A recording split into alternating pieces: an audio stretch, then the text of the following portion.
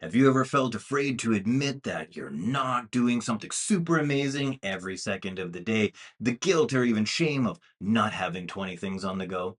Well, I have, and if you're hardworking and motivated, you probably have too. And I realize now I had it all wrong. Because what if it's actually okay to take it easy every once in a while? I'm Hector, and after years of leading teams across the public and private sectors taking on big challenges, I had to learn this the hard way that rest is productive. And we all know life takes effort.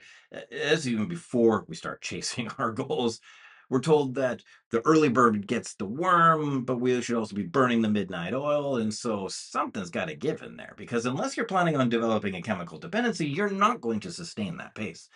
And sure, we can run like that for a while. I've done it, you've done it.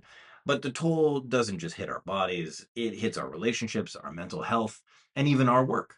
Actually, especially our work.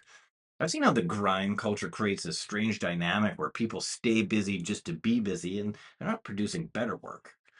And look, Canada and Europe push back on this and they standardize paid vacation and treat it as an essential thing for health and well being. But if we look at other markets like the US, which does have much higher productivity, it's come at a cost because the quality of life and even life expectancy are worse.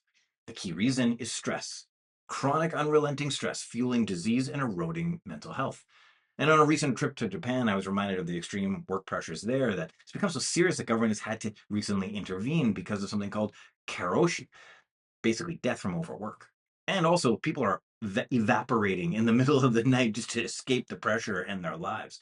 It sounds extreme, but that's the point. It's incredibly easy to slip into this mode if we don't talk about the strategic advantage of rest.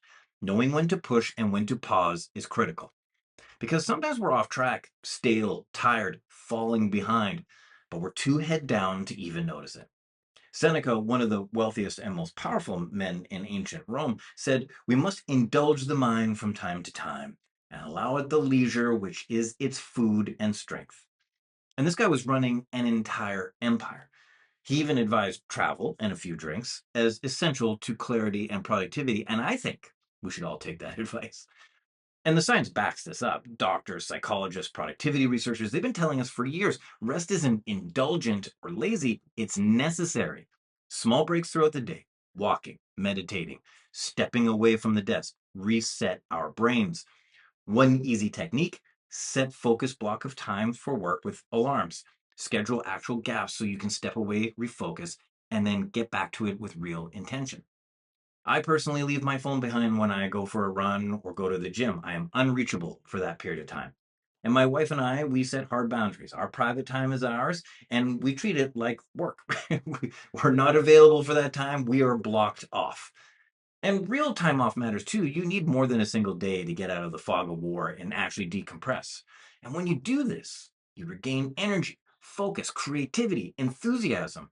Or maybe you gain something else, the clarity and confidence to make a change. Sure, the hare lost the race by resting too long, but maybe the tortoise wasn't just consistent, maybe he knew how to enjoy the moment as well. And that's the lesson. Rest is productive, it's crucial to your success. Take it seriously, build it in, and you'll accomplish more than you ever imagined.